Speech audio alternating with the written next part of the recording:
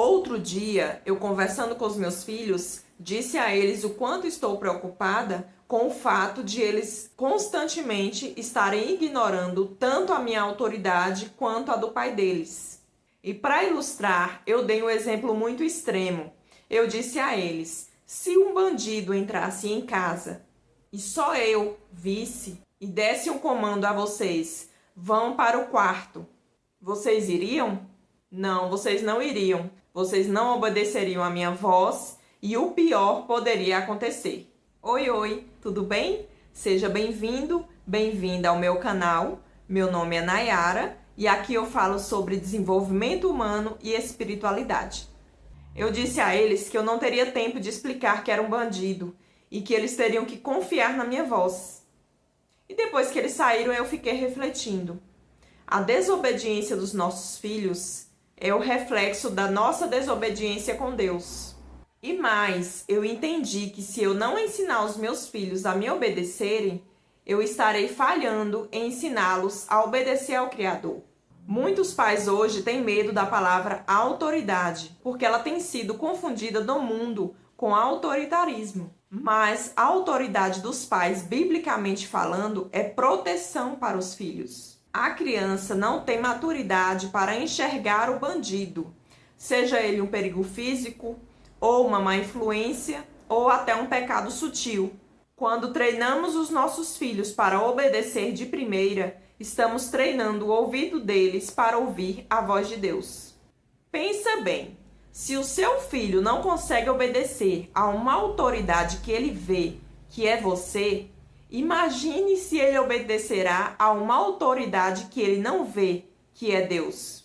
No desenvolvimento humano cristão, entendemos que a desobediência constante, ela vem de 3 falhas de governo do lar. 1. A falta de consequência. Se você fala com seu filho 5 vezes e nada acontece, ele foi treinado para entender que as 4 primeiras falas são inúteis. Você treinou o ouvido dele para te ignorar. 2. A negociação de valores. Se você negocia o que é inegociável com seu filho, você deixou de ser pai e se tornou colega. Colegas dão sugestões, pais dão direções. 3. A ausência de conexão. A obediência sem conexão gera rebeldia. O seu filho precisa saber que quando você diz vá para o seu quarto, essa ordem vem de um coração que daria a vida por ele. Como então que você podemos mudar essa cultura em nossa casa? Seja a voz de Deus para eles. Você precisa refletir o caráter de Deus. Seja amoroso, justo e cumpra sua palavra. Se você promete um castigo e não cumpre, ou uma recompensa e esquece, você está ensinando a eles que a autoridade é mentirosa.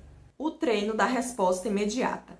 Ensine para eles que a obediência precisa ser completa, imediata e com boa atitude. Sem um desses 3, a obediência não é plena. Explique a eles o exemplo do bandido. Eles precisam entender que a sua voz é o alerta de segurança deles. Trabalhe o coração. Pergunte: filho, por que você achou que podia ignorar a voz da mamãe? Faça-os entender que a desobediência aos pais é uma quebra de princípio que os deixam expostos a perigos. A mesa cura.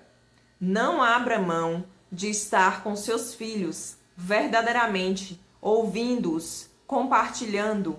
A presença real gera conexão e essa conexão gera obediência.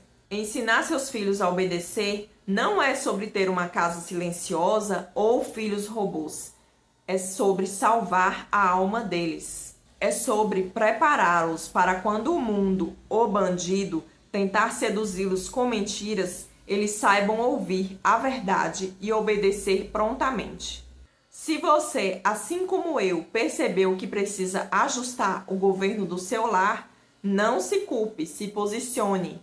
Seja a autoridade amorosa que Deus te chamou para ser. Comenta aqui embaixo: minha voz será um escudo para os meus filhos. E compartilhe com um pai ou uma mãe que precisam desse despertar. Muito obrigada pela companhia. Deus abençoe. Até o próximo vídeo.